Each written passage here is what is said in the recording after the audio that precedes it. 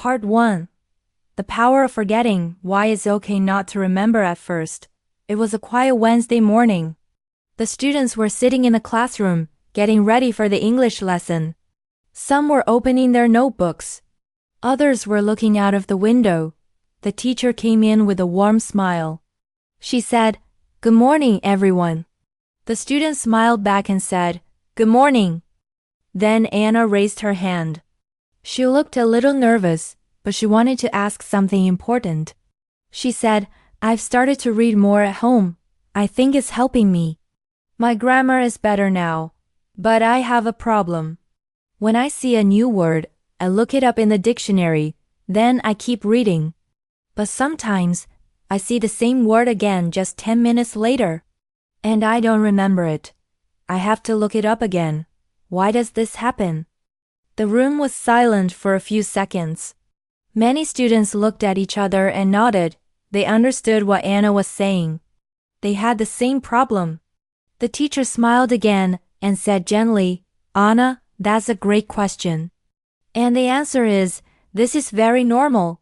In fact, this happens to all language learners." She walked to the board and wrote something in big letters. "Words need time." Then she turned to the class and said, "When we learn a new word, it goes through 5 different steps before we can use it easily. I call these 5 steps the 5 phases of remembering.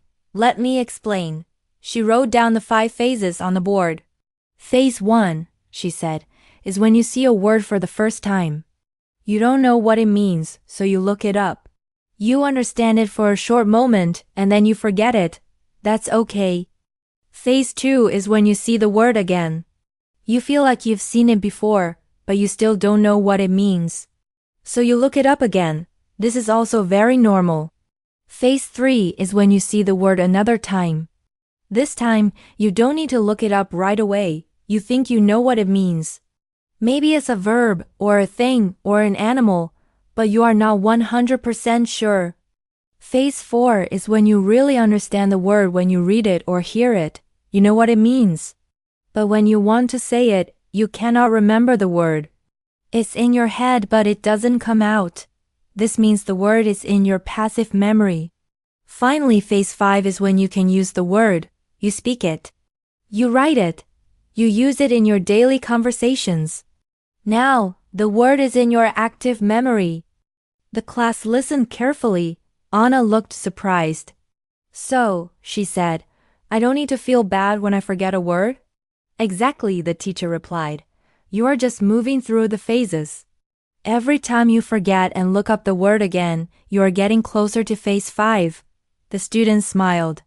They felt better now. Learning new words was not about being perfect.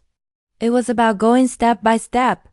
Then the teacher gave us a small task. Choose a new word you've learned recently. Draw a picture next to it. Or write a funny or emotional sentence using it. This helps your brain remember better. I chose the word puddle. I drew a little cartoon of my dog jumping into a puddle.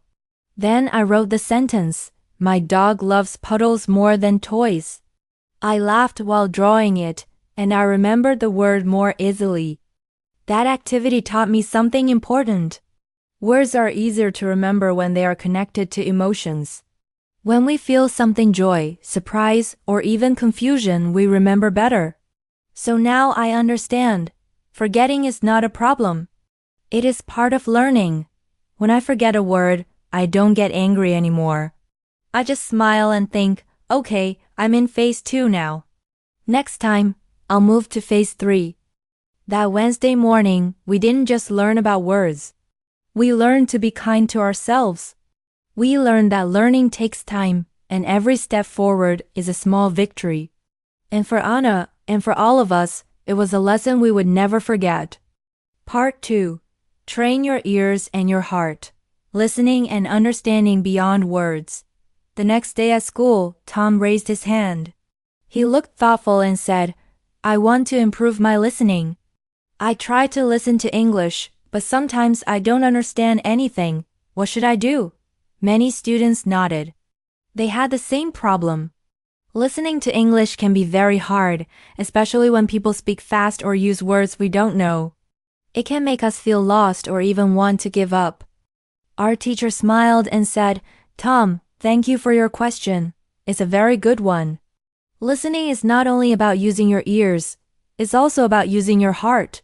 We were surprised. What did she mean by using our hearts? She explained, "When you listen to English, don't worry if you don't understand every word. Try to feel the story. Try to understand the idea, the emotion, the message. That's how you really learn." Then she told us about two main types of listening materials. The first type is audio from books or websites. These are often clear and made for English learners. You can listen to them many times. The second type is films or videos. These are more natural, but sometimes harder to follow. She gave us some rules. When you listen to audio, try to choose something where you know at least 95% of the words. If there are too many new words, read the text first, then listen. That way your brain is ready. Your job during listening is not to learn new words. Your job is to understand the message. Then she talked about movies. When you watch a movie, she said, watch it the first time with subtitles. Then watch it again without subtitles. If you really like it, watch it a third time. Each time you understand more, you hear more, you feel more. This idea was new to us. We thought we had to understand everything the first time, but now we saw that repetition helps. Watching one movie many times can teach you more than watching 10 different ones once. The teacher also told us about her own experience. When I was learning Spanish, she said, I couldn't understand native speakers. But one day, I listened to a story about a small boy and his dog. I didn't understand every word, but I understood the feeling. I felt something warm in my heart. I cried. That's when I knew I was learning. We were all quiet. That story touched us. Then the teacher gave us a challenge. This week, she said, choose one video, story, or podcast in English that makes you feel something. Not just understand, feel. That's when your brain remembers best. I found a short video about children planting trees. I didn't understand every word, but I saw the children's smiles. I saw the little green plants. I felt something strong and beautiful. That day, I learned the word seedling. I didn't just learn the word, I felt it. The teacher also shared a new idea. She said, you can make a listening club with your friends. Each person listens to the same short audio. Then you meet and talk about what you understood. You can draw pictures, ask each other questions, or act out the story. Make it fun. Make it emotional. This way, you train your ears and your heart. We all like that idea. Listening didn't have to be boring. It could be creative. It could be full of feelings. The teacher ended the lesson with one last sentence. When you listen, you are not just learning a language. You are learning about people, stories, and the world. Let the words enter your ears, but also let them touch your heart. From that day on, I changed the way I listened. I didn't try to understand everything at once. I didn't feel bad when I missed some words. I just listened again. I paid attention to the feeling. And little by little, the words started to stay. Listening became more than just practice. It became a way to connect with people, with stories, and with myself. Part 3. Confidence is a journey. Speaking with courage and joy. On Friday, I was working at the cafe after school. It was a normal afternoon. People came in, ordered coffee, talked, and smiled. I was feeling good because I had practiced some English during the week. I wanted to use my English more. Then 2 customers came in. They looked kind. One of them, a man, started speaking to me in English. But something was different. His voice sounded strange. I couldn't understand him. His words felt fast, and the sounds were not what I was used to. I started to panic. I didn't know what he wanted. I felt nervous, so I called my boss. She came quickly. She smiled and spoke with the man. She understood him. She sold him 2 coffees and 2 sandwiches. Everything was fine. The man and his wife thanked her and left happily, but I felt ashamed. Why couldn't I understand him? I had been learning English. I thought I was getting better. I turned to my boss and said, "I'm sorry. I didn't understand him." She looked at me kindly and said, "Don't worry. They were from Scotland. Their accent is different. You are used to London English. Scottish English sounds different. It's normal not to understand it right away." The next day, I told this story to my teacher. I said, "I felt stupid. Maybe my English is not good enough." My teacher smiled and said, "That's not true. Your English is improving, but when we hear a new accent, our ears need time. It usually takes 1 or 2 weeks to get used to a different accent. You are learning. You just need more time." Then she gave us a new idea. "This week," she said, "each of you can choose a new English accent to listen to. You can watch a video or a TV show from that region. Try Scottish, Irish, Australian, or American accents. It's a fun way to train your ears." I liked the idea. I chose Scottish English. At first, I understood only a few words. But after a few days, I started to hear more. I began to understand some jokes. I even laughed. I was getting better. Later in class, a girl raised her hand. She said, "I want to speak English, but I'm shy. I'm afraid I will make a mistake." The teacher nodded. "That's very common," she said. I was also shy when I started learning Spanish. I used to blush. I felt scared, but I kept trying. Now I use Spanish every day. And I still make mistakes sometimes, but that's okay. She told us something beautiful. Mistakes are proof that you are trying. They are part of the journey. Then she gave us a small empty jar. "This is your bravery jar," she said.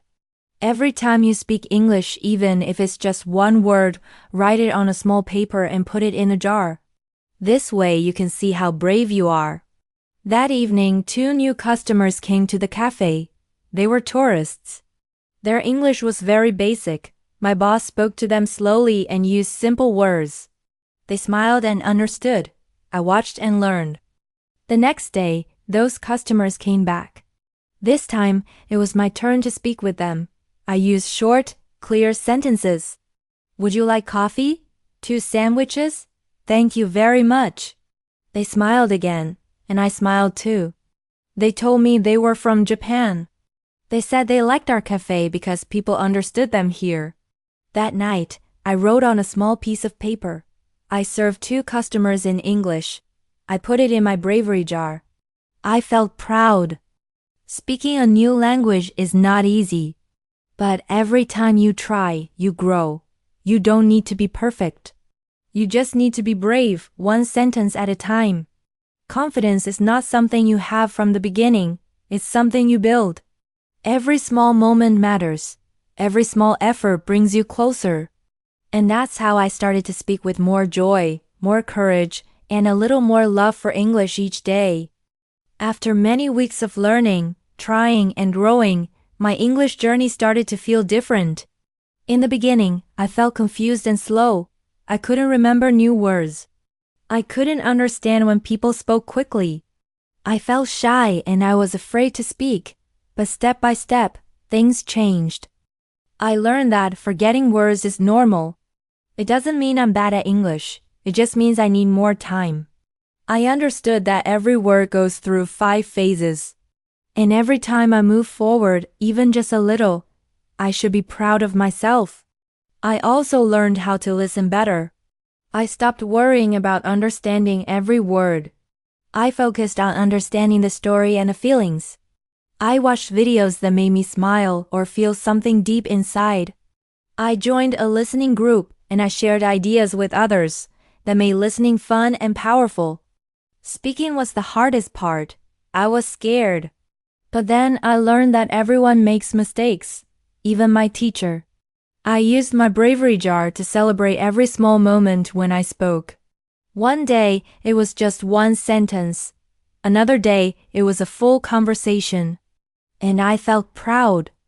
At work, I helped customers in English. I spoke slowly.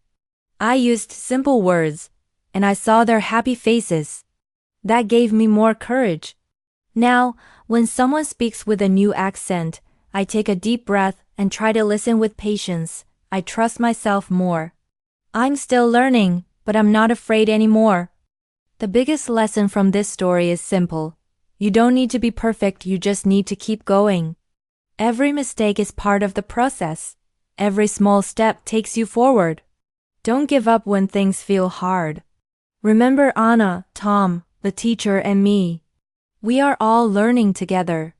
So, dear listener, thank you for staying with us until the end. You have improved your listening and understanding just by hearing this story. That is already a big success. Keep listening, keep learning, and keep believing in yourself. If you enjoyed this story, please subscribe to our channel. It helps us continue making more lessons like this for you. And if you want to support our work, consider making a small donation. In the beginning, it's really hard to keep a project like this going. We do everything for free to help you learn English with love and care. Thank you so much for being here. See you in the next story.